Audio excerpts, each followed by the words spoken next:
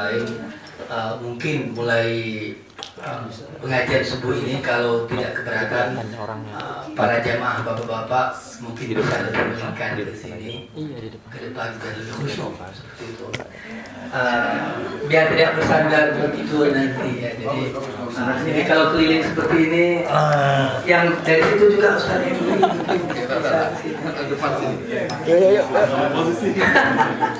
jadi posisi gininya diambil. Kenapa Ustaz? Di sini aja Ustaz.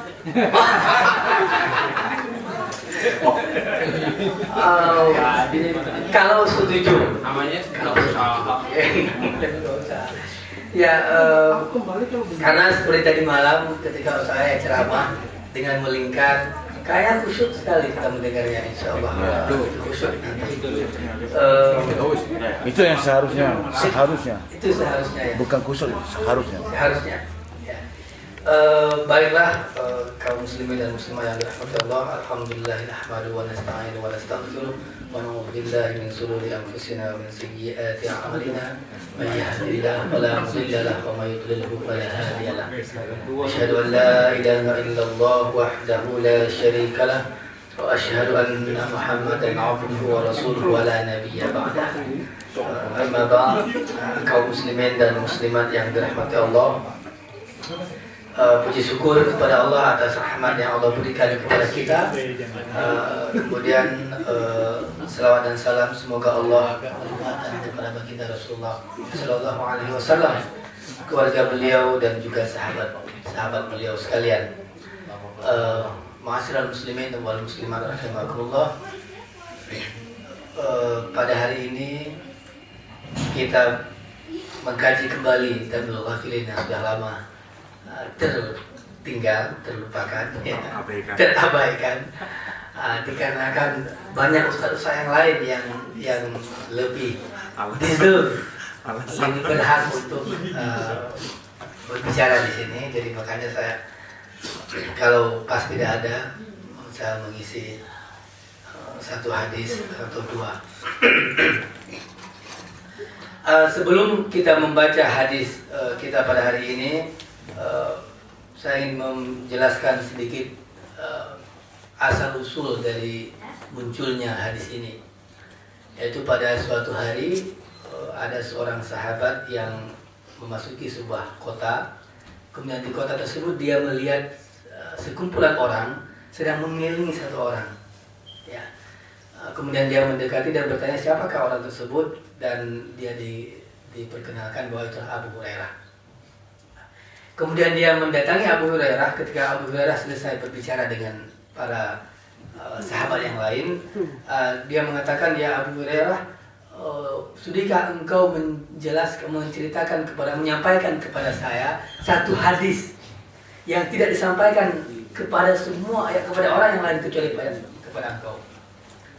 Nah, Abu Hurairah kemudian mendekati si Muslim, sahabat ini. Kemudian beliau berkata bahwa saya akan menyampaikan sebuah hadis, sebuah berita dari Rasulullah SAW yang tidak ada orang lain pada saat itu kecuali saya dengan beliau. Namun sebelum Abu Hurairah menyampaikan hadis tersebut, beliau menarik nafas yang panjang kemudian pingsan. Kemudian setelah siuman, beliau mengatakan hal yang sama. Kemudian sebelum beliau mampu menyampaikan pesan Rasulullah tersebut, beliau pingsan lagi sampai 3 kali pingsan. Ya.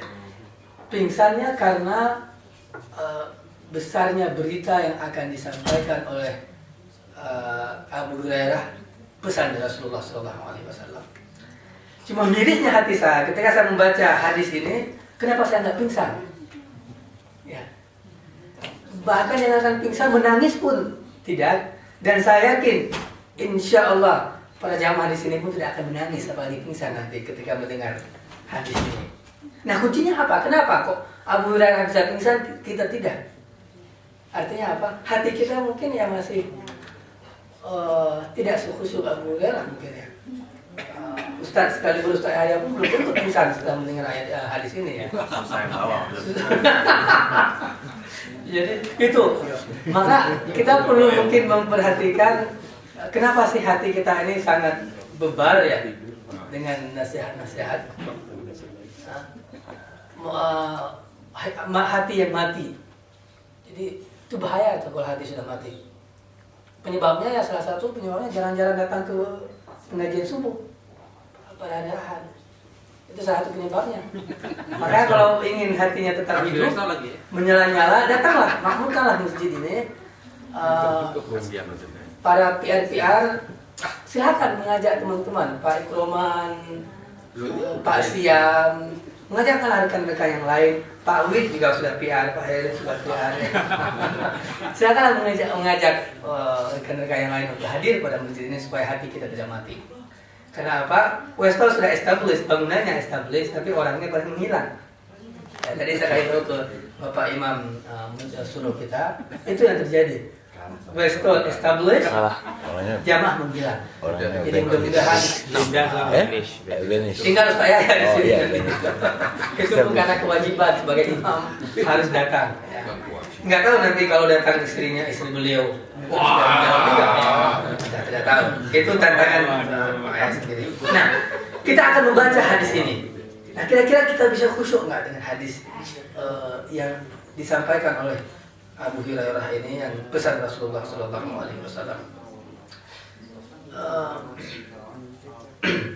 Haddatsani Rasulullah Sallallahu Alaihi Wasallam faqala inna Allah tabaraka wa ta'ala idza kana yaumul qiyamah yaqdi baina khalqihi. Ini yang sama bahwa pada hari kiamat Allah Subhanahu wa taala memanggil makhluk-makhluknya. Ya. Fa kullu ummatin jasiyatin, kemudian semua umat datang berkumpul. Ya. So, Allah memanggil, kita sudah tahu akan riwayat tersebut bahwa Allah memanggil semua makhluknya, kita manusia termasuk pada hari kiamat nanti. Nah, pertanyaannya siapa sih yang kira-kira, kelompok mana yang kira-kira dipanggil terlebih dahulu oleh Allah Subhanahu wa taala? Rasulullah mengatakan bahwa fa'awwalu ma yud'a bihi rajulun qad jama'al Qur'an. Yang pertama sekali dipanggil ada 3 kelompok. Kelompok yang pertama adalah orang-orang yang bisa membaca Al-Quran dengan sangat bagus, para qari-qari'ah, para hafizah. Itu pertama yang dipanggil oleh Allah Subhanahu wa taala. Itu orang pertama. Yang kedua yang dipanggil oleh Allah Subhanahu wa taala wa rajulun qutila fi sabilillah. Kemudian orang-orang yang syahid dalam tanda kutip di jalan Allah Subhanahu wa taala. Yang ketiga dipanggil wa rajulun kasirul mal. Yang ketiga adalah orang-orang yang banyak harta. Ini alhamdulillah jamaah masjid yang datang pada hari ini banyak harta semua ini. Saya lihat dari samping sini hampir semua banyak harta. Sebelah sini juga seperti itu, juga ibu-ibu di belakang. Alhamdulillah banyak harta. Ini kita ini orang yang dipanggil pertama oleh Allah Subhanahu wa taala di hari kiamat nanti. Ya. Jamaah Al-Quran, orang yang hafiz Quran seperti Pak Hamid, hafiz, seperti Ustaz Yahya hafiz. Itu orang yang akan dipanggil pertama kali oleh Allah Subhanahu wa taala, orang-orang seperti itu. Ya. Kemudian ya qutila fi sabilillah, enggak ada kita di sini ya. Yang syahid di jalan Allah. Not yet. Ya. Mungkin ya kesempatannya sedikit kali ya. Yang ada 2, yang banyak harta dan jamaah Al-Quran, hafizah, qari'ah. Ya. Itu orang yang 3 jenis manusia yang dipanggil oleh Allah Subhanahu wa taala. Fa yaqulu Allah taala lil qari. Kemudian Allah Subhanahu wa taala mengatakan, bertanya kepada si qari ini, "Alam mu'allimka ma anzaltu ala rusuli?" Tidakkah aku sudah mengajarkan kepada engkau apa yang aku turunkan kepada Rasulku? Qala bala ya Rabb. Si orang ini menjawab, ya wahai Tuhanku, bahwa engkau sudah mengajarkan kepada aku hafalan, bacaan yang bagus. Itu dari Allah Subhanahu wa taala ya. kita bisa menghafal, kita bisa membaca Al-Quran dengan cantik, indah, itu dari Allah Subhanahu wa Ta'ala. Itu kata Allah. Bukankah aku sudah mengajarkan engkau kekuatan cara membaca Al-Quran yang baik, kekuatan hafalan yang baik? Kemudian seorang ini mengatakan, bala ya Rabb.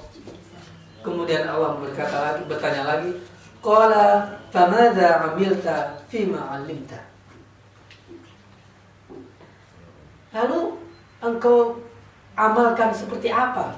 Apa yang sudah aku ajarkan kepada engkau? Nah, ilmumu ini kamu amalkan seperti apa? Itu pertanyaan Allah Subhanahu wa Ta'ala. Apa jawaban si qari ini? Qala kuntu aqumu bi ana al-lail wan nahar. Aku terus mengajarkan kepada orang tiap malam, tiap hari, terus menerus aku ajarkan, aku sampaikan kepada orang, aku membaca Al-Quran itu dan segala macamnya. Itu jawaban dari si qari ini. Fa yaqulullahu ta'ala lahu kazzabta. Allah mengatakan kazzabta, engkau bohong. Kalau engkau mengatakan bahwa ilmumu kamu gunakan untuk menyampaikan apa? Mengajarkan kepada orang lain. Kazzabta. Kata Allah, wa taqulul malaika kazzabta. Kemudian malaikat juga mengatakan kazzabta, bal aradta ay yuqalu fulanun qari'un faqad qila zalik. Engkau bohong, wahai qari, tetapi engkau cuma kepingin dipanggil oleh orang lain bahwa engkau seorang qari. Itu. Jadi kita bisa bohong, saya bisa membohongi saya, bisa membohongi Hamim, tapi saya tidak bisa membohongi Allah. Ya. Jadi walaupun di sini saya bilang, saya misalnya mengatakan saya menyampaikan pengajian karena lillahi ta'ala, tapi yang tahu Allah Subhanahu wa Ta'ala. Ya.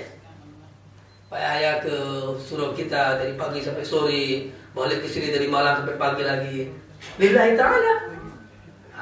Allah dan usaha yang tahu seperti apa.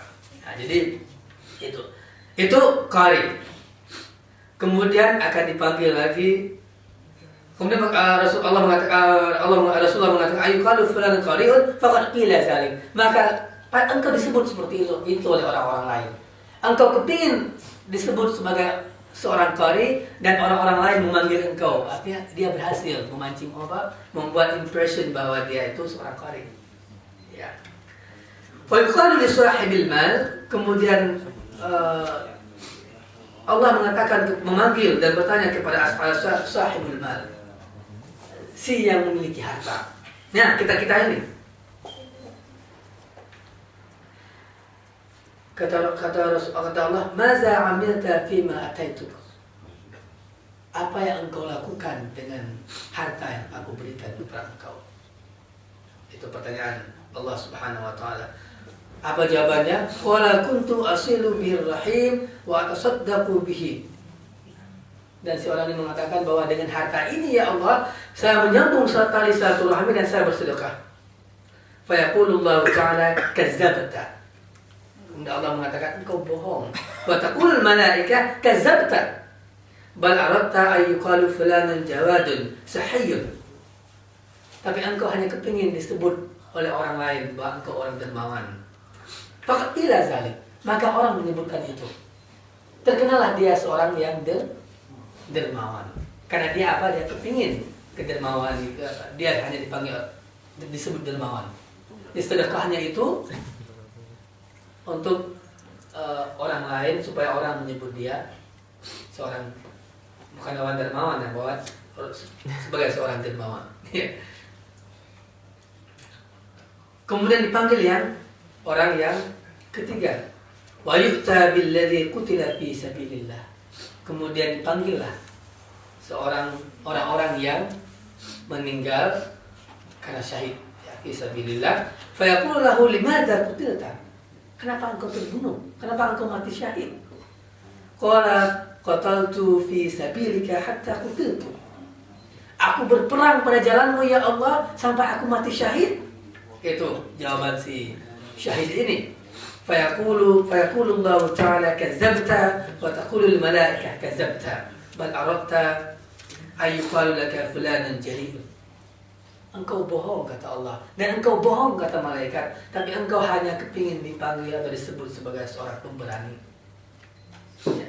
Faqad qila zalik, maka engkau mendapatkan panggilan tersebut.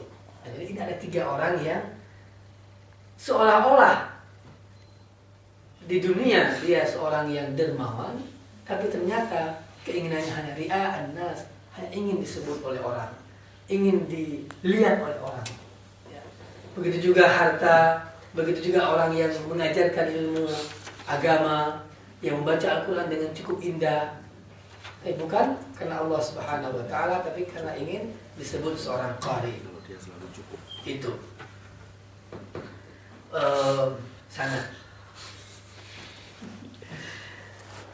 Kemudian apa setelah itu? Kata Rasulullah SAW. Summa daraba Rasulullah sallallahu alaihi wasallam biyadihi ala rukbati.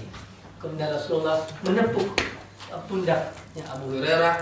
Kemudian Rasulullah mengatakan, Ya Aba Hurairah, ulaika thalatha awwalu khalqillah ta'ala tash'aru bihi minna. Wahai Abu Hurairah, itulah 3 jenis manusia nanti di hari kiamat yang paling cepat dimasukkan oleh Allah ke dalam neraka. 3 orang itu, 3 orang jenis itu yang kelihatannya quote and quote are very good person, very good people, yang kelihatannya di depan mata manusia, tetapi sebenarnya mereka berbohong.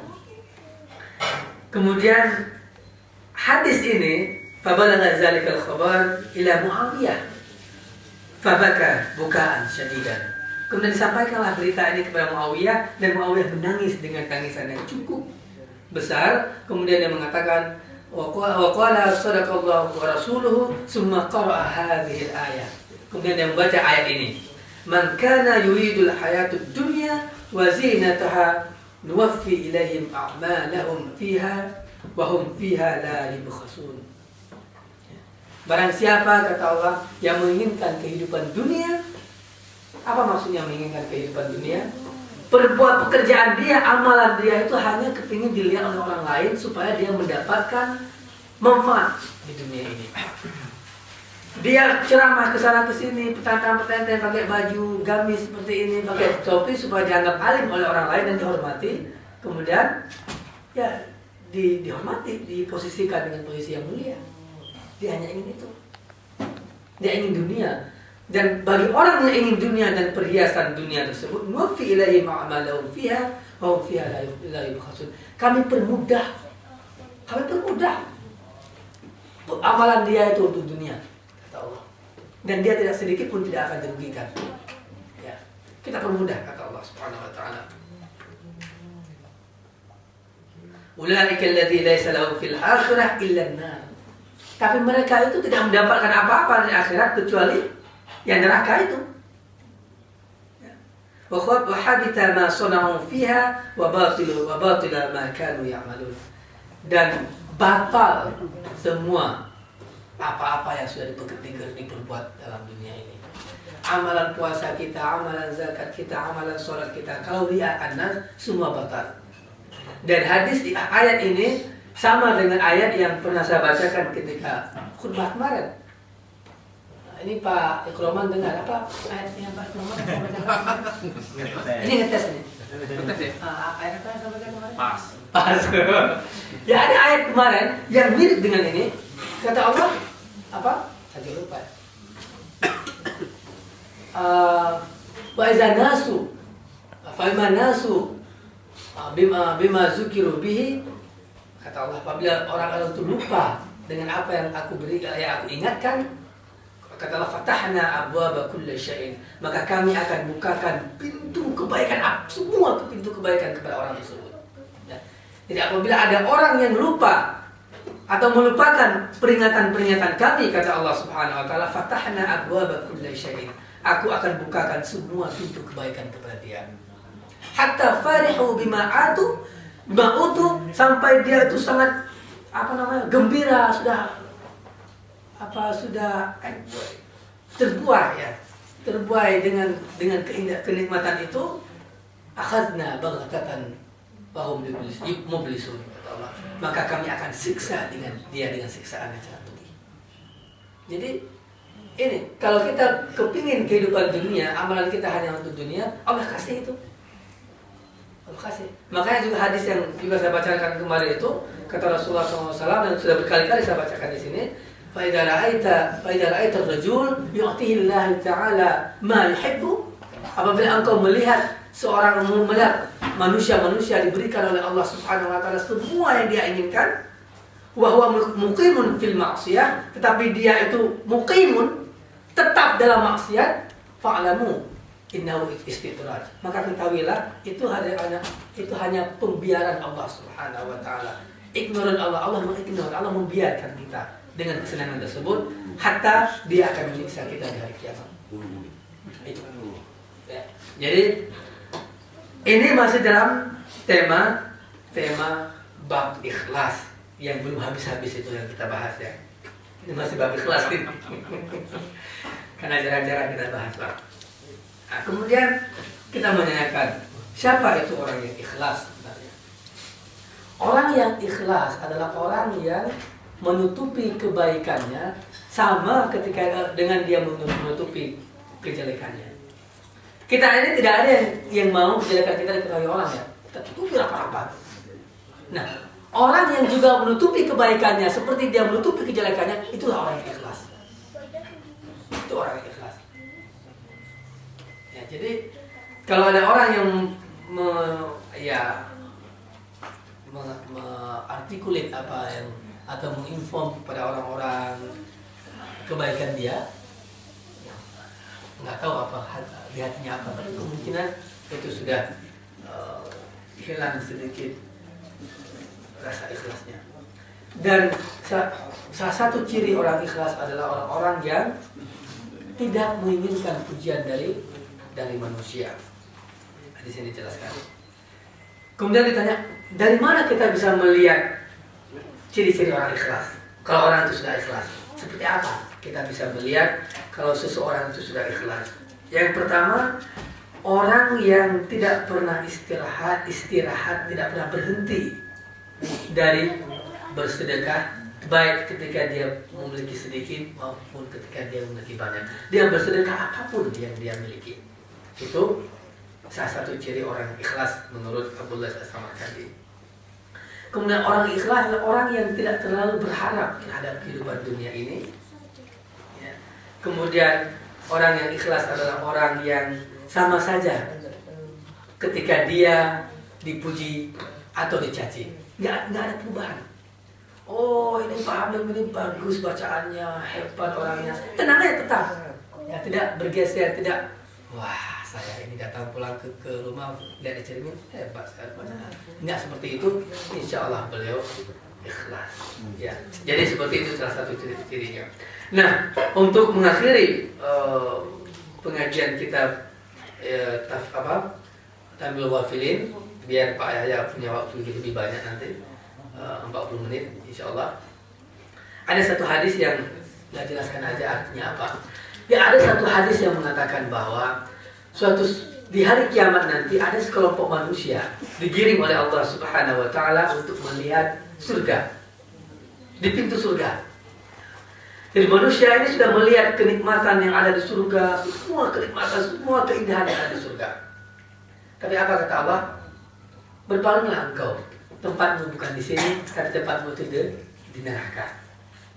Nah, ketika dikatakan hal tersebut oleh Allah kepada manusia ini, si manusia ini mengatakan, ya Allah, kenapa engkau tidak memasukkan kami saja langsung tadi ke neraka? Jangan sebelum engkau memperlihatkan kami kenikmatan ini. Jadi artinya kami sudah melihatkan kenikmatan, tapi kami nggak bisa mencicipi kenikmatan itu sehingga kami engkau masukkan ke neraka. Kenapa nggak dari tadi aja kami masuk neraka?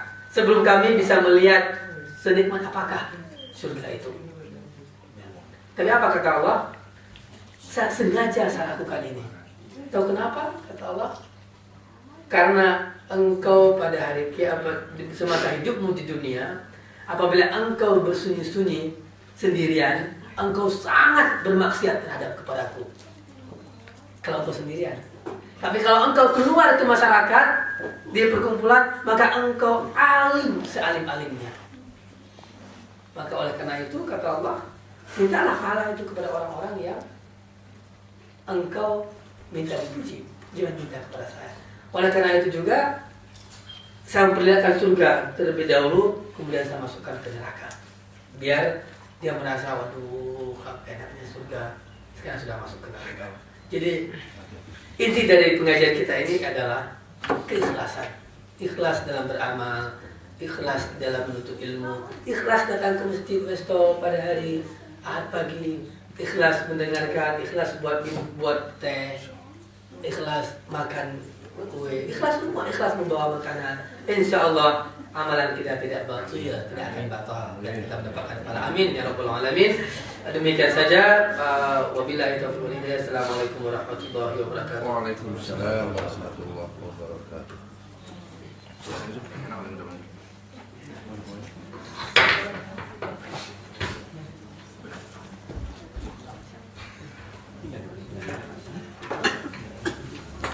Sudah bisa ini aja. Ya.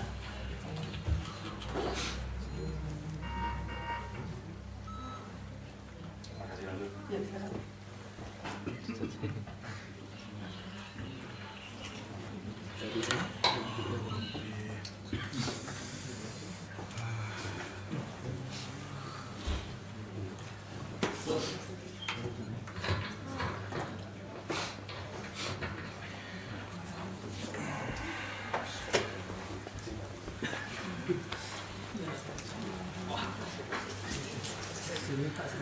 Assalamualaikum warahmatullahi wabarakatuh. Alhamdulillah wassalatu wassalamu ala Rasulillah wa ala alihi wa ashabihi wa mawalah. Asyhadu an la ilaha illallah wahdahu la syarika lah wa asyhadu anna Muhammadan abduhu wa rasuluh alladzi ballagha ar-risala wa adda al-amanah wa nasaha al-ummah wa jahada fi sabilihi haqqa jihadih. Amma ba'd. Ikhwatal iman, a'azakumullah. Sebuah hadis diriwayatkan oleh Imam Ahmad dan Hakim, disahihkan oleh Imam Az-Zahabi. Kuntu indan Nabi sallallahu alaihi wasallam. Katanya bahwa aku suatu saat bersama Rasulullah sallallahu alaihi wasallam. Fanazalat hadhil ayah. Kemudian turunlah ayat, ya ayyuhalladzina amanu la tas'alu an asya' in tubdalakum tasukum. Wahai orang-orang beriman, janganlah kalian itu menanyai Rasulmu, yakni Muhammad SAW, sesuatu yang kalau Rasul itu menjelaskan pertanyaanmu itu membuat kamu susah. Qala fanahnu nas'aluhu. Kemudian kami menanyai Rasulullah SAW. Idh qala, ketika Nabi Muhammad menjelaskan, innallaha ibadan, sesungguhnya Allah itu memiliki hamba-hamba, ya, laisu bi anbiya, yang mereka itu bukan para nabi, wala syuhada, juga bukan para syuhada, yuhbituhumun nabiyun, tetapi para nabi termasuk dari Muhammad cemburu, iri dalam artian yang baik, ya. Jadi ada orang yang bukan nabi, bukan syuhada, tetapi mampu membuat Rasulullah itu terkesima dan iri dengan prestasi yang diraih oleh orang-orang ini, yang tentu pasti mereka ini ahli surga, ya. Kenapa Rasulullah iri? Wasyuhada bikurbihim, ya, wa maq'adihim minallahi yaumal qiyamah, ya. Yang membuat para syuhada, para nabi iri mereka. Kenapa iri terhadap apa? Tempat yang dijanjikan oleh Allah, kedekatan mereka dengan Allah SWT di hari kiamat. Qala wa fi nahiyatil qaum a'rabi. Di tengah-tengah kami ini ada orang Arab dari desa. Dan banyak sekali ilmu itu kita dapat ketika pertanyaan itu muncul dari orang Arab dusun, ya.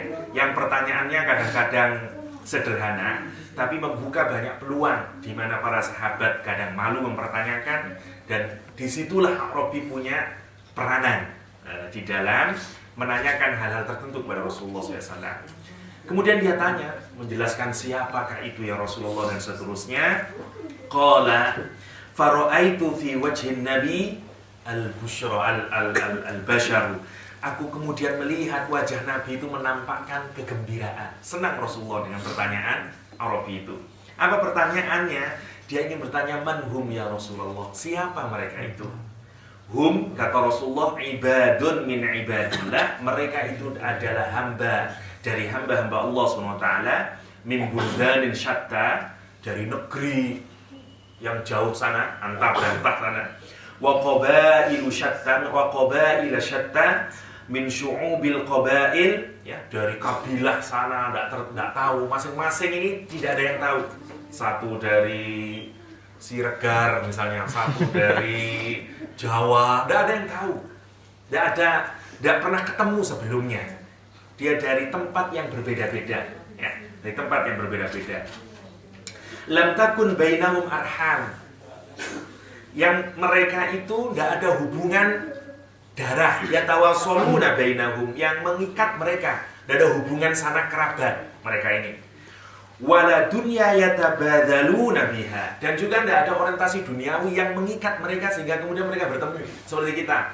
Nggak ada yang ke masjid ini gara-gara karena kepingin dapat uang atau kepingin mau jualan atau apa.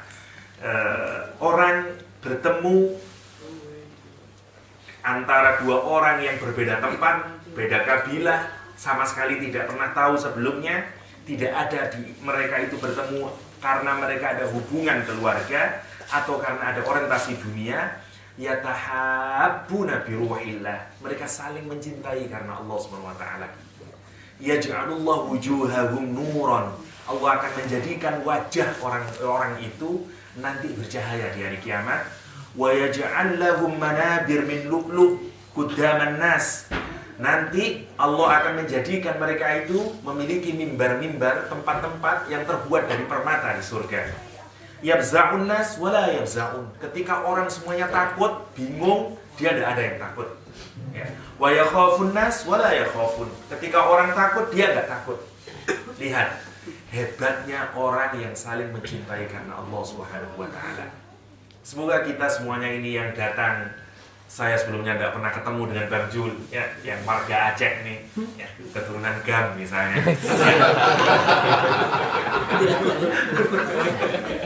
Ya, kita semuanya tidak tahu, saya tidak tahu dengan Bang Nil, saya nggak tahu, kita semuanya tidak ada yang tahu. Marilah kita benar-benar menanamkan di dalam hati, menambatkan di dalam jiwa kita bahwa kita ini sungguh-sungguh bertemu dan berpisah karena kita mencintai karena Allah SWT. Kita saling mencintai karena Allah.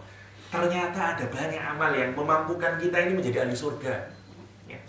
Ada hadis-hadis yang membuat kita rasanya miris sekali, kayaknya susah banget jadi ahli surga ini, banyak hal.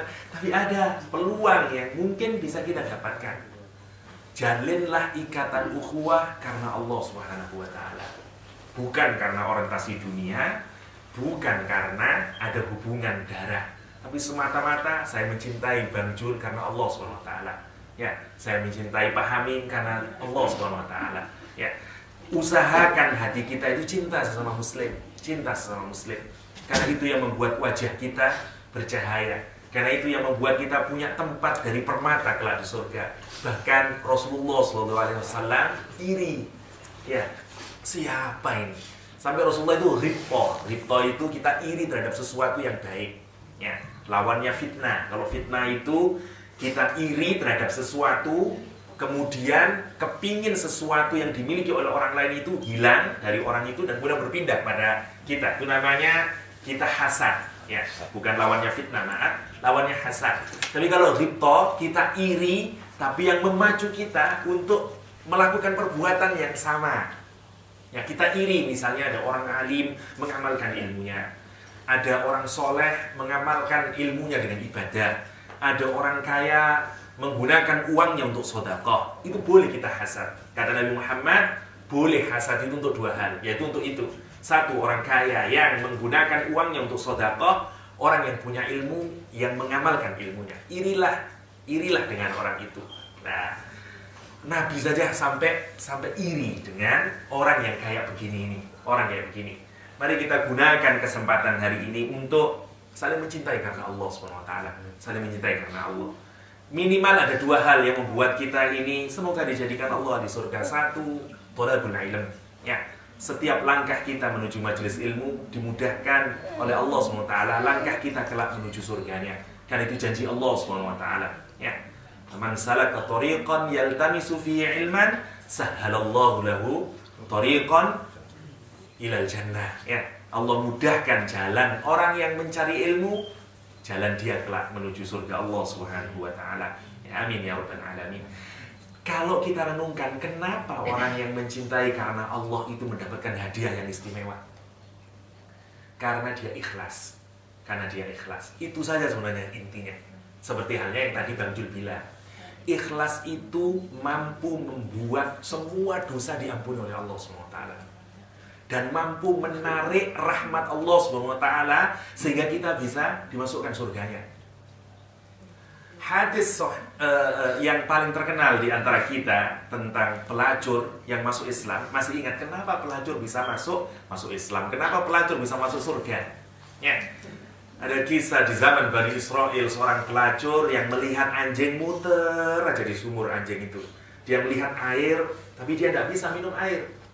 Jatuh iba ini. Ini pelacur, bukan orang yang melacurkan diri, tapi pelacur. Artinya kesehariannya ya pelacur. Itu. Kalau orang melacurkan diri itu kan kalau seminggu sekali, sebulan sekali, itu namanya melacur. Kalau ini pelacur, ya sama dengan penyanyi dan menyanyi. Ya. Kalau Bang Jul ini menyanyi, khas untuk di kamar mandi. Ya. Nah, ini pelacur. And yet dia bisa menarik rahmat Allah SWT sehingga dia masuk surga. Masuk surga sebagaimana yang diterangkan di dalam hadis. Kenapa? Karena amal yang dia lakukan, meskipun hanya mengasih air minum kepada anjing, dia lakukan dengan ikhlas. Apa buktinya kalau anjing itu ikhlas? Kalau pelacur itu ikhlas? Satu, dia beramal tidak butuh terima kasih kepada anjing. Ya. Dia beramal itu benar-benar tidak minta anjing itu terima kasih, say thank you, hey, tidak mau dia. Itu cirinya, ciri orang ikhlas itu. Dia tidak dilihat oleh orang. Dia memang melakukan karena tersentuh hatinya dan kemudian dia melakukan. Tidak ada hubungannya dengan ini ada orang ini, wah, ada peri kehewanan misalnya. Nggak ada dia. Tidak ada orang melihat. Itu menunjukkan kadar keikhlasan. Kadar keikhlasan. Dan dia mau melakukan meskipun susah itu. Di hadis dijelaskan dia harus turun, ya dia gigit itu sepatunya yang diisi dengan air, dia naik lagi ke atas, dia kasihkan ke anjing. Itu contoh amal ikhlas. Tentu amal ini simbol bagi kita semuanya hari ini. Kalaupun kita memiliki amal yang sedikit, kalau itu ikhlas, insya Allah itu yang bisa membuat Allah menurunkan rahmatnya bagi kita. Menurunkan rahmatnya bagi kita. Karena itu buat seikhlas mungkin, karena ikhlas itu ajaib. Ikhlas itu membuat ajaib. Membuat Allah senang. Karena jangan berpikir, wah saya harus banyak amal. Ya bagus banyak amal, tapi persoalannya yang jauh lebih penting lagi, seikhlas mungkinlah dalam beramal. Ya, irilah kepada pelacur. Saya sering menggunakan, kalau seorang pelacur saja bisa bagus bermuamalah dengan Allah, hatta hanya sekedar ngasih air minum dan dia membuat masuk surga. Betapa bodohnya kita yang bukan pelacur, tapi tidak bisa bermuamalah dengan Allah sehingga kita harus masuk neraka. Ya, kan sangat bodoh itu artinya. Sangat bodohnya kita tidak bisa bermuamalah dengan Allah SWT. Dengan Allah SWT. Yang kedua, yang membuat kita ini yang hebat bahwa ikhlas itu juga bisa menghindari fitnah. Bisa menghindarkan kita fitnah. Ingat kisah Nabi Yusuf alaihissalam. Al-Quran menyatakan kadzalika linasrifa anhu minassu'i wal fahsya. Ya, innahu min ibadinal mukhlasin. Demikianlah kata Allah, aku jauhkan, aku singkirkan Nabi Yusuf itu dari apa? Dari kejelekan dan fahsya, dari zina. Ya. Kenapa Allah menghindarkan Nabi Yusuf terjatuh kepada maksiat, terjatuh kepada keburukan? Innahu min ibadinal mukhlasin. Orang yang ikhlas tidak bisa dia melakukan maksiat. Ya. Kalau kita ngaku sudah ahli ibadah, tapi diam-diam di rumah yang dibuka maksiat, berarti belum ikhlas itu kadarnya. Karena orang yang ikhlas nggak bisa itu dia jatuh kepada su' wal fahsya. Itu janji Allah itu. Itu janji Allah. Jadi kalau mau mengukur ikhlas, saya ini kalau tidak dilihat orang apakah masih berbuat keburukan atau enggak. Kalau belum, ikhlasnya masih belum itu. Ikhlas sempurna seperti Nabi Yusuf alaihissalam dijaga oleh Allah SWT. Dijaga oleh Allah SWT. Karena itu hebatnya orang ikhlas, dia bisa dihindarkan dari fitnah, dari syuk, dari fahsya, dari kejelekan. Dan yang terakhir, minimal nanti orang yang ikhlas itu dilindungi oleh Allah di hari kiamat. Dilindungi oleh Allah di hari kiamat ketika tidak ada perlindungan. Bayangkan sebagaimana di Al-Quran dijelaskannya, idzas sama'u fatarat, ya, ketika langit dipecah, bintang-bintang dijatuhkan oleh Allah SWT, ya, laut-laut berubah menjadi api, ya, matahari diturunkan hingga 1 mil, ya, peluh orang digambarkan nanti ketika kita semuanya ada di mahsyar, ada yang sampai ke lututnya, ada yang sampai ke hidungnya, bahkan ada yang tenggelam karena saking panasnya. Semua orang bingung. Inna zalzalatas sa'ati syai'un 'azim. Sesungguhnya goncangan hari kiamat itu satu goncangan yang sangat besar. Ya. Yauma tadhalu kullu murdi'atin amma arda'at, orang yang menyusui dia lupa terhadap anak yang dia susui.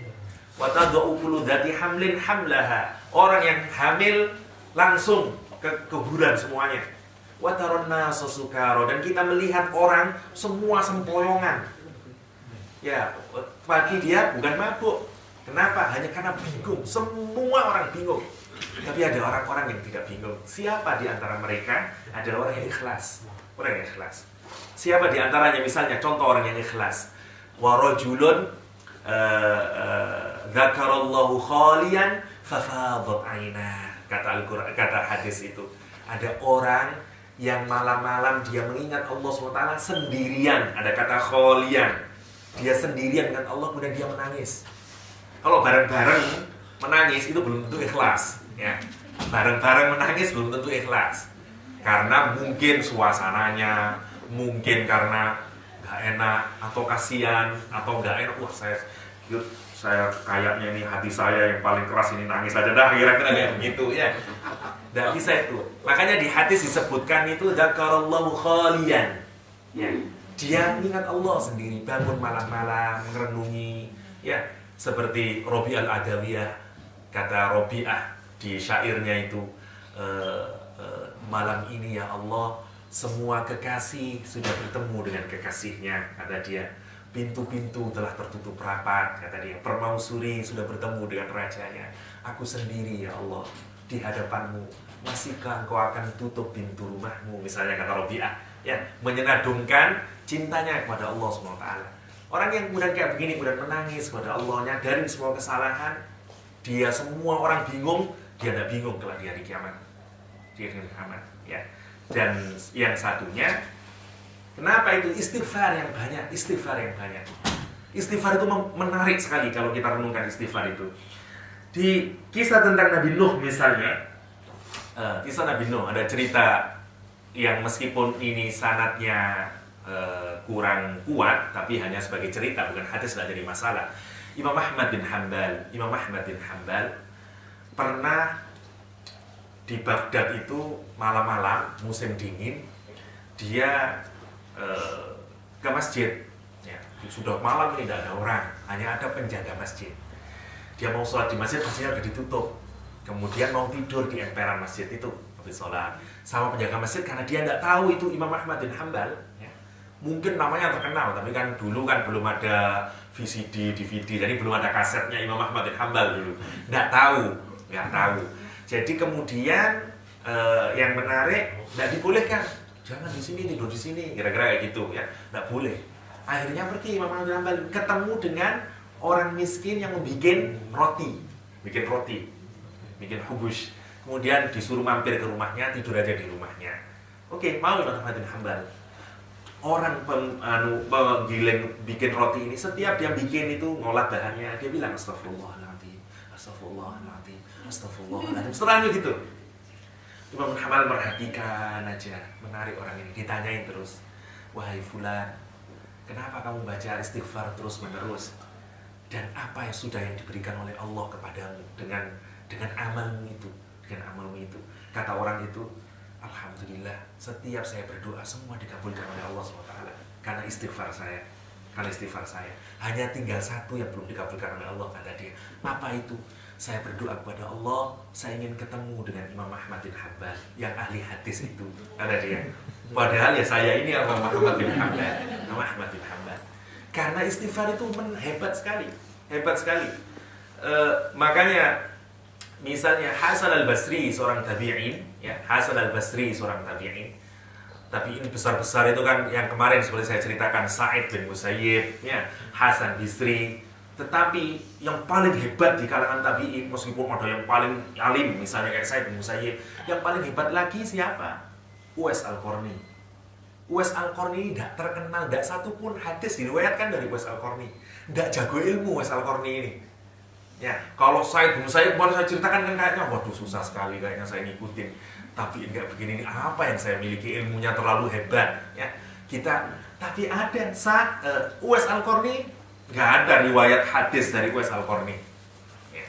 Tetapi Rasul menyutukan khairut tabi'in Uwais Al-Qarni, kata Nabi Muhammad. Sebaik-baiknya tabi'in itu Uwais Al-Qarni.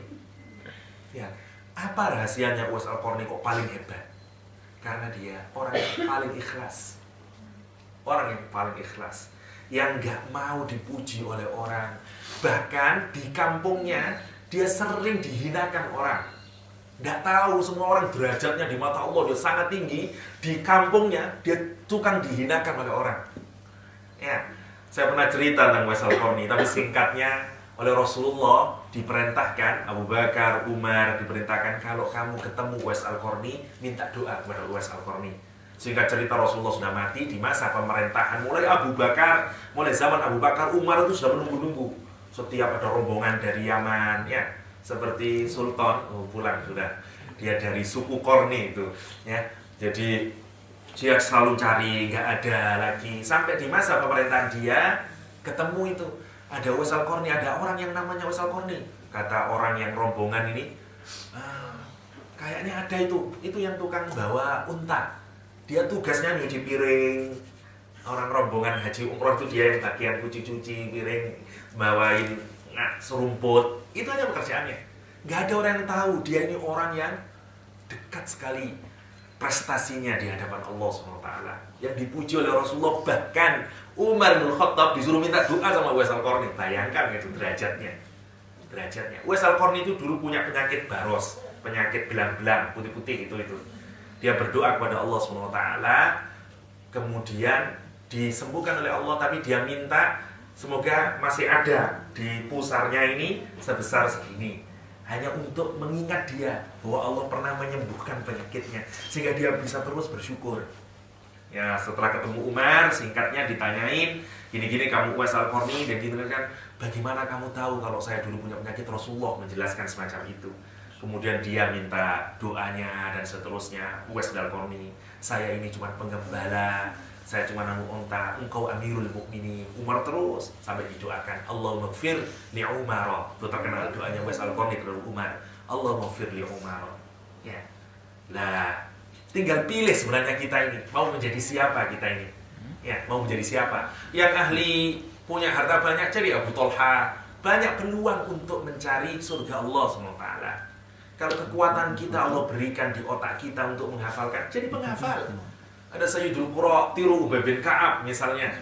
Kalau yang ikhlas-ikhlas model Bang Zul, nah tiru Uwais Al-Qarni. Ya. Ada banyak yang bisa kita lakukan. Lihat hebatnya istighfar itu, hebatnya orang yang ikhlas istighfar. Nabi Nuh misalnya berkata, "Faqultu istaghfiru rabbakum innahu kana ghaffara." Minta ampunlah kalian kepada Allah. Sesungguhnya Allah itu yang Maha Pengampun. Yursilis sama alaikum midrara. Misalnya di surat Nuh. Nanti kalau kamu minta istighfar itu, turun nanti hujan itu dari langit. Banyak itu nanti akan turun hujan, ya. Wa yumditkum bi amwali wa banin. Allah akan membanyak kasih kamu harta, anak-anak. Wa yaj'al lakum jannati wa yaj'al lakum anhara. Nanti Allah akan jadikan kamu tumbuh-tumbuhanmu, panen-panenmu. Makanya Hasan Al-Basri tabi'in juga, kalau datang orang ke dia, ya Syekh, saya ini punya dagangan, tidak berhasil istighfar. Pokok jawabannya dia istighfar aja. Saya ini istighfar banyakin. Kalau ini istighfar aja, karena dia mengambil manfaat dari ayat ini. Surat Nuh yang berbicara tentang istighfar itu bisa yursilis sama alaikum midrara wa yumdidkum bi amwali wa banin wa yaj'al lakum jannatin wa yaj'al lakum anhara, kata Al-Qur'anul Karim. Ya. Jadi ini bisa ngalahi Ustaz Yusuf Mansur ya, yang sini sedekah, yang sini istighfaran terus. Masalah istighfar, yang ini istighfar, yang sini kan masalah sedekah, yang masalah sedekah. Banyak resepnya dalam Islam itu. Yang penting gedorlah pintu langit itu dengan ketulusan kita. Ketulusan kita. Sama inti sebenarnya itu kita satu. Tadarruk benar-benar di hadapan Allah SWT. Rendahkan diri kita serendah-rendahnya di hadapan Allah. Dan sungguh-sungguh tulus kepada Allah SWT. Orang sedekah itu kenapa? Karena dia tulus. Ya, nggak cuma ngomong itu, ngeluarin harta itu kan berat. Itu butuh ketulusan, butuh dan seterusnya. Sama, yang tidak punya harta gimana? Saya tidak punya harta, istighfarnya banyakin aja. Kata Ibnu Taimiyah, kalau saya ini judek. Nah, judek itu alias stuck ya. Sudah get stuck itu nggak bisa lagi mikir. Kata Ibnu Taimiyah, aku melafalkan astagfirullahaladzim, nggak tahu berapa lah. Nanti akan keluar, dapat ilham lagi ya. Sebanyak-banyaknya wong Nabi saja 100 kali untuk beristighfar. Kita ya menggelepar terus ya kan. Itu hebatnya. Jadi banyak cara untuk menjadi ahli surga. Hari ini kita satu saja, ikhlas mengantarkan kita masuk surga. Saling cinta mencintai karena Allah SWT. Ini hebatnya. Yang hari ini juga sudah mulai tipis ya, karena ikatan antar manusia itu hari ini diikat oleh harta, diikat oleh pekerjaan, diikat oleh suku ya. Jarang benar-benar orang mencintai karena sama-sama karena Allah Subhanahu wa taala. Ya. Nah, cari peluang. Ini kan tidak terlalu berat lah gampangannya. Cocok ini. Untuk saya cocok ya. Pokoknya cintai orang muslim setulus mungkin karena Allah Subhanahu wa taala. Setulus mungkin karena Allah Subhanahu wa taala. Gimana cintanya itu? Ya kalau dia berbuat maksiat, tegur dia, arahkan dia seperti kita melihat diri kita sendiri. Seperti kita melihat diri kita sendiri. Itu namanya caringnya kita kepada sesama umat Islam. Kita masuk ke ayat 116 dari surat Al-Baqarah. Bismillahirrahmanirrahim. Wa qalu ittakhadallahu waladan subhanahu bal lahu ma fis samawati wal ard kullun lahu qanitun.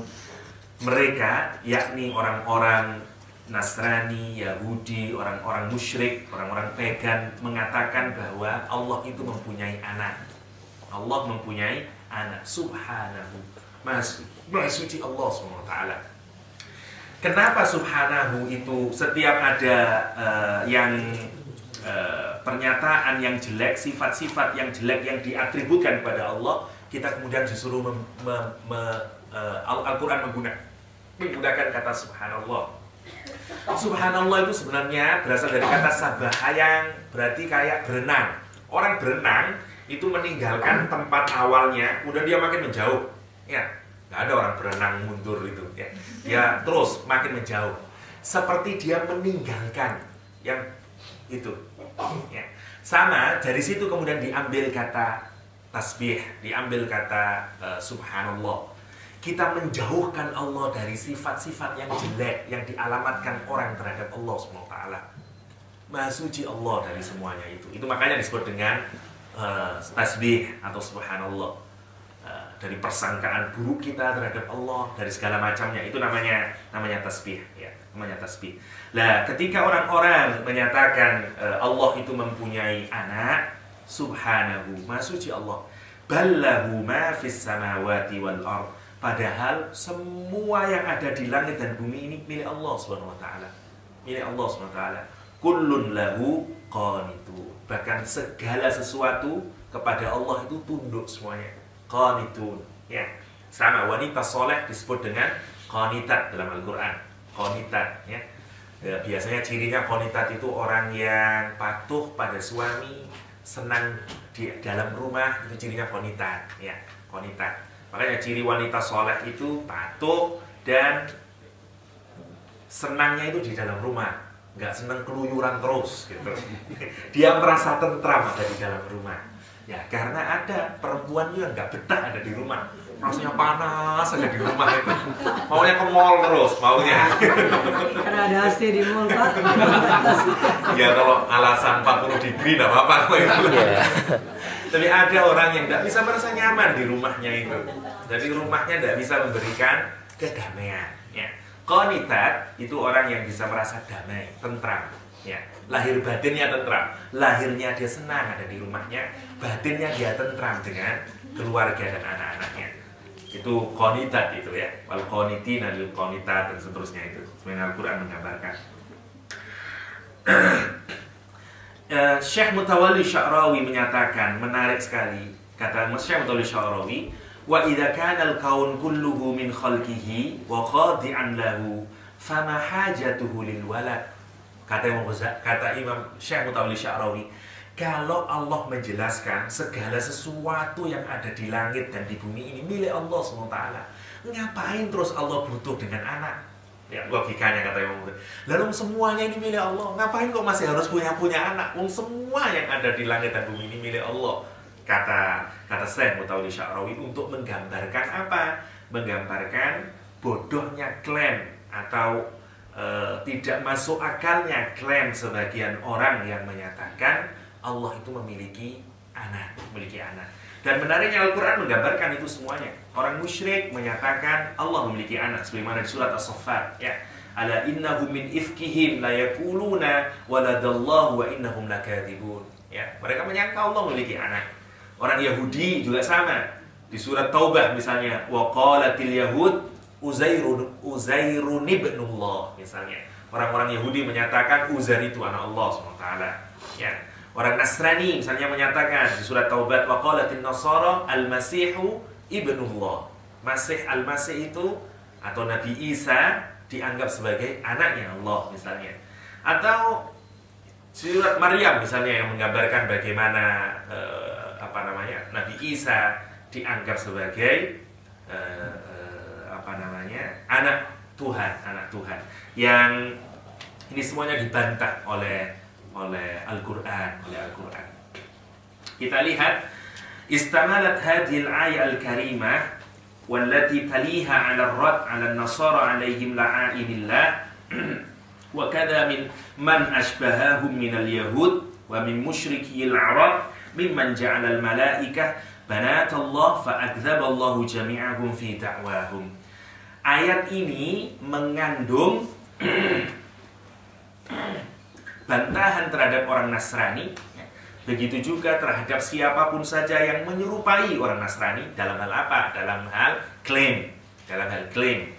Ya, minal Yahudi, dari orang-orang Yahudi, wa min musyrikil Arab, dari orang-orang musyrik Arab, ya, mimman ja'alal malaikah, mereka yang menjadikan malaikat-malaikat Allah itu dianggap sebagai apa? Banatullah, sebagai anak perempuan Tuhan, kata dia. Malaikat itu anak wedoke pangeran, kira-kira kayak gitu katanya. Fa'adzaballahu jami'ahum fi da'wahum, dan Allah menganulir ya semua dakwaan mereka itu. Tidak ada yang benar itu.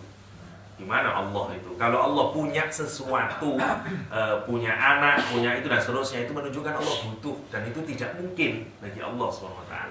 Ya Allah SWT. Wa qawluhum inna lillahi waladan faqala ta'ala subhanah. Pernyataan mereka yang menyatakan bahwa Allah memiliki anak, kemudian Allah menjawabnya dengan subhanahu, maha suci Allah SWT.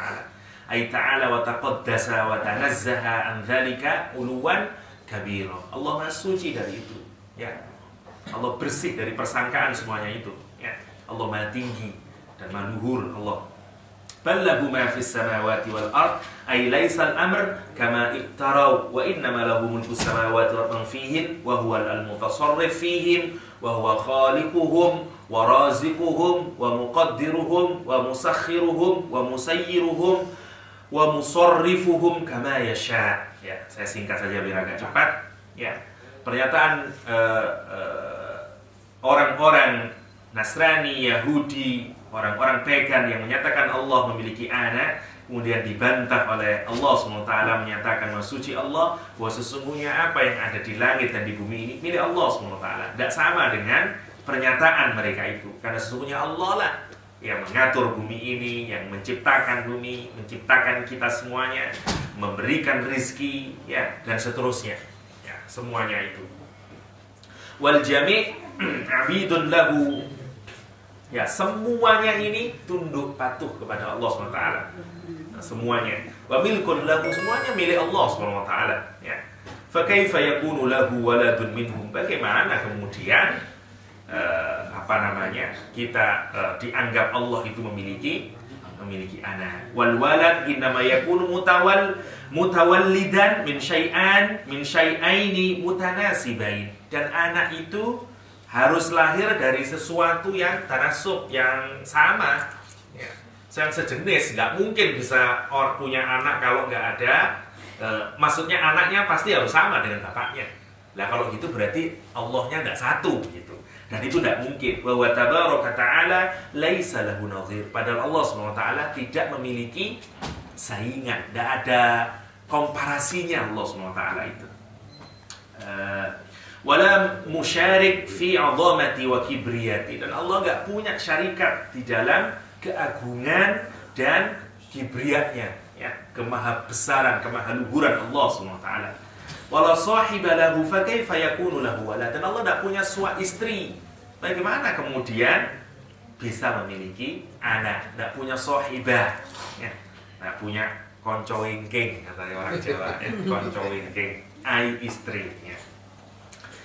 Kama qala ta'ala, itu ditentang oleh orang-orang gender, ya, karena dianggap perempuan jadi teman di belakang doang gitu. Ya digantilah konco ngarep, ya, ganti konco ngarep. Tempat tidur sih, tempat tidurnya di depan.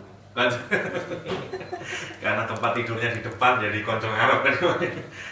Kama qala ta'ala badi'us samawati wal ard anna yakunu lahu waladun wa lam yakul lahu sahibah wa khalaqa kulla syai'in wa huwa bikulli syai'in alim. Ya.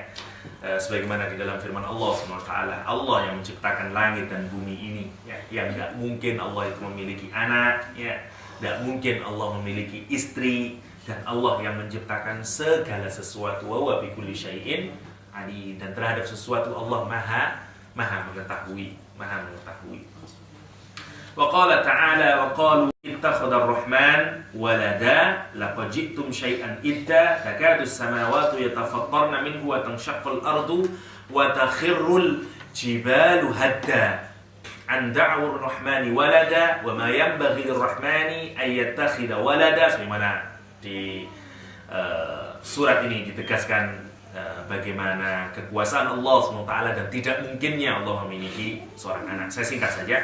Wa qala ta'ala, sebagaimana juga di dalam Al-Quran menjelaskan, Qul huwallahu ahad, Allahu samad ila akhirih. Allah hanya satu, ya. Satu dan tidak terdiri dari apa-apa, ya.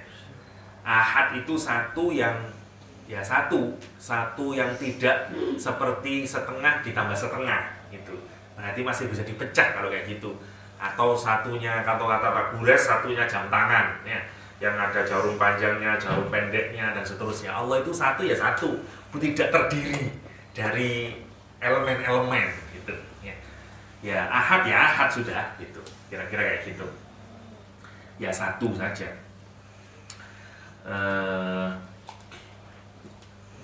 Mana ini? Walihada qala al-Bukhari fi tafsiri hadhihi ayat, dan karena itu Imam Bukhari menjelaskan di dalam menafsiri ayat ini dengan mengutip hadis dari Ibnu Abbas dari Nabi sallallahu alaihi wasallam, qala Allah taala kadzdzabani ibnu Adam wa lam yakun lahu dzalik. Anak-anak Adam itu, ya, manusia itu berbohong kepadaku, kata Allah SWT. Padahal aku enggak punya itu. Apa yang dia klaim kepada saya itu, saya enggak seperti itu, kira-kira itu. Wasyatamani walam yakun lahu dzalik. Dan mereka insult, apa insult itu? Mencaci, menghinaku, dan padahal aku tidak seperti yang mereka hina itu, ya. Fa amma takdzibuhu iyaya, adapun pendustaan manusia itu terhadapku, kata Allah SWT, fa yaz'um anni la aqdiru an u'idahu kama kan, ya. Sangkaan mereka bahwa Allah itu dianggap tidak mampu mengembalikan sebagaimana kita ini Ya, nanti tidak mungkin kita ini akan diciptakan lagi seperti ini dan seterusnya. Itu klaim bohongnya manusia terhadap Allah SWT. Ya. Wa amma syatamuhu, adapun cacian hambaku itu iya ya kepadaku, faqauluhu inna li waladan fa subhani an ittakhadha sahibatan aw waladan. Ya. Cercaan bahwa Allah itu memiliki anak dan memiliki istri. Allah Maha suci dari semuanya itu. Allah Maha suci dari semuanya itu.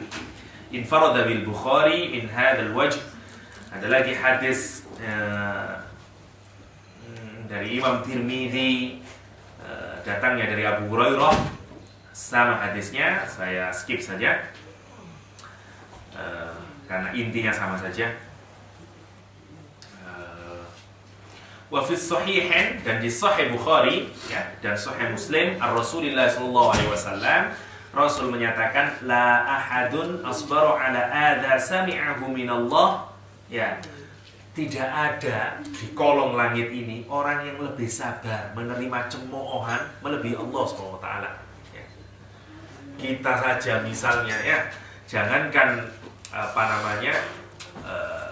kita ya, jadi jadi ingat FPI yang menyatakan bahwa kritiknya terhadap orang Ahmadiyah, kata dia, lawong nabi saya itu sudah terakhir kok masih dianggap punya nabi lagi, itu ya saya marah itu, karena seperti mencerca nabi saya ya. Sama halnya dengan Allah SWT ya, kita mengalamatkan sesuatu yang tidak layak bagi Allah SWT, seperti memiliki anak, memiliki istri dan seterusnya.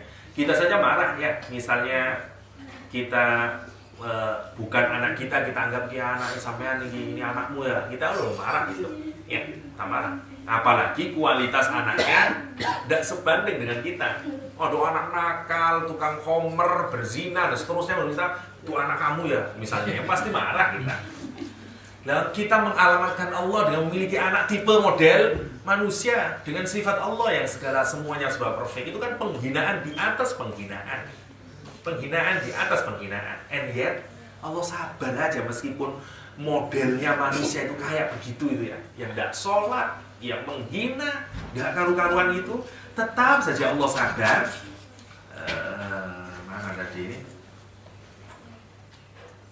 Innahum yaj'aluna lahu waladun wa huwa yarzuquhum wa yu'afihim. Ya, menyangka Allah punya anak, dan Allah gimana Allah membalasnya? Allah tetap ngasih rizki, Allah tetap ngasih penyembuhan, ngasih afiat kepada orang-orang yang model kayak begitu itu. Lihat, masih diberi nafas ya. Ya sama seperti tadi Pak Hendy Solahuddin bercerita tentang orang Belanda itu yang bikin film ya, masih tetap aja bisa makan dengan enak ya, bisa dikasih rezeki, padahal sudah menghina Al-Quran, menghina Allah dan seterusnya dan seterusnya. Betapa kasih sayangnya Allah SWT, kasih sayangnya Allah SWT. Tahan menerima cercaan, ya, dari makhluknya. Hanya tinggal tunggu saatnya nanti ketika sudah masa pembalasan. Selanjutnya hanya berbagai riwayat tentang apa makna dari qanitun di dalam Al-Quran. Ada banyak sekali maknanya, ada yang menyatakan penghambaan, ada yang menyatakan ikhlas, ada yang menyatakan berdiri di hari kiamat, macam-macam. Ada yang menyatakan ketaatan di hari kiamat, ada yang menyatakan muti'un, orang yang taat, qanitun itu macam-macam, ada kepatuhan. Walhasil qanitat gampangannya maknanya adalah kepatuhan, ketundukan, taat ya. Kullahu qanitun ya. Segala sesuatu itu taat kepada Allah SWT. Hanya sekarang saja diberi manusia diberi kebebasan untuk memilih. Yang lain semua taat kepada Allah SWT. Bukan ada riwayat itu semua yang taat atas mood ya, segala macam taat memenuhi aturan yang sudah dibikin oleh Allah SWT. Kita ambil saripatinya dari ayat kita Al-Baqarah 116. Wa qalu takhadallahu waladan subhanahu bal lahu ma fis samawati wal ard kullun lahu qanitun. Salah satu adab yang jelek terhadap Allah Subhanahu wa taala adalah mensifati sesuatu yang bukan merupakan sifat Allah Subhanahu wa taala. Mensifati Allah memiliki anak, mensifati Allah memiliki istri, itu bagian dari pengalamatan sifat pemberian atribut yang tidak senonoh kepada Allah SWT. Dan itu amal yang buruk, yang bisa mengundang azab Allah SWT. Kita, kalau kita mau telusuri lebih jauh lagi, semua penyifatan yang buruk janganlah dialamatkan ke Allah. Giliran kita tidak berhasil, ini memang takdirnya dari Allah sana. Giliran kita semua kita mendapat kejelekan, kita alamatkan kepada Allah SWT. Jangan jadikan Allah itu tempat ya apa kayak our own backyard ya. Giliran sudah ada dibuang semuanya ke Allah gitu. Itu adab yang jelek dalam muamalah kepada Allah. Cara muamalah kita dengan Allah itu maha baik. Semua yang datang dari Allah itu baik ya. Sebagaimana biasanya orang kalau closing remark selalu menyatakan apa yang datang dari baik datangnya dari Allah, apa yang datang dari buruk itu datangnya dari diri kita sendiri. Itu jangan digunakan hanya untuk pidato, tapi untuk ideologi hidup. Jangan hanya kalau pidato ceramah giliran enak ini datangnya dari Allah, biar kayaknya khusyuk dan tawadhu orangnya. Ya. Kalau giliran pidato apa yang baik datang dari Allah, giliran ada musibah memang udah kayaknya Allah ini gimana ngomongnya pidato begitu. Ternyata di barat tidak semacam itu ya. Itu akhlak kita muamalah dengan Allah SWT. Kenapa? Karena sebenarnya semuanya bertasbih pada Allah, semuanya mensucikan. Dan ini yang mengherankan ya.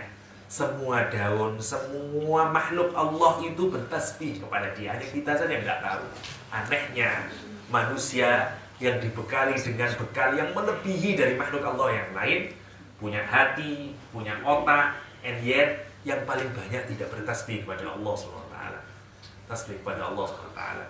Marilah kita merenung bersama-sama untuk sebanyak mungkin mengoreksi diri kita sendiri. Terlalu banyak kita suudzon kepada Allah SWT. Husnudzonlah kepada Allah SWT. Banyak-banyaklah membaca tasbih dan perbanyak lagi istighfar. Karena itu yang mengundang rahmat Allah, memudahkan kehidupan kita, menarik rezeki, membukakan semua pintu-pintu penyelesai dari persoalan-persoalan hidup yang kita miliki. Semoga ada manfaatnya. Hadanallahu wa iyyakum ajma'in. Assalamualaikum warahmatullahi wabarakatuh. Waalaikumsalam warahmatullahi wabarakatuh.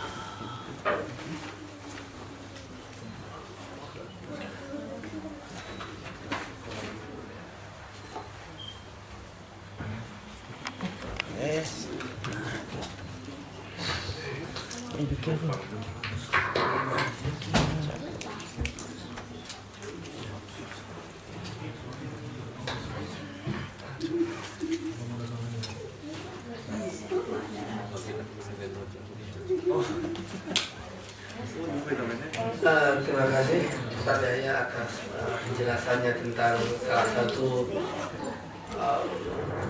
amalan yang bisa mengantarkan kita kepada surga, yaitu al-ikhlas. Dan juga sudah membahas ayat 116. Yang ini mungkin kayaknya sampai Ustaz Yahya selesai kuliah belum tamat Al-Baqarah. Jadi ya mudah-mudahan kita dapat ilmu yang banyak dari Al-Baqarah ini ya, insyaallah. Walaupun nggak selesai Al-Baqarah, kalau mau summit, usahakan Al-Baqarah kita selesaikan. Jadi beliau nggak bisa summit dulu ya. Jadi mungkin ada pertanyaan yang mau dialamatkan kepada Ustaz Yahya tentang amalan ikhlas yang bisa mengantarkan kita ke surga, atau tentang tafsir ayat 116 tadi. Mungkin silakan kalau ada yang ingin bertanya. Atau sudah jelas semua? Kayaknya begitu. Sudah ikhlas semua menerima apa yang disampaikan oleh Ustaz Yahya. Kalau masih ada yang tidak ikhlas, nanti sambil mencicipi makanan ditanyakan lagi. Demikian saja dari saya. Terima kasih atas bagi yang membawa makanan, dan terima kasih bagi yang membuat minuman. Terima kasih bagi yang hadir. Mudah-mudahan setiap subuh banyak jamaah seperti ini, bahkan makin lama makin meningkat, dan insya Allah kegiatan kita pada hari ini diberkahi oleh Allah Subhanahu wa taala dan menjadi salah satu alasan Allah memberi rahmatnya kepada kita. Demikian saja, wabillahi taufiq wal hidayah. Assalamualaikum warahmatullahi wabarakatuh.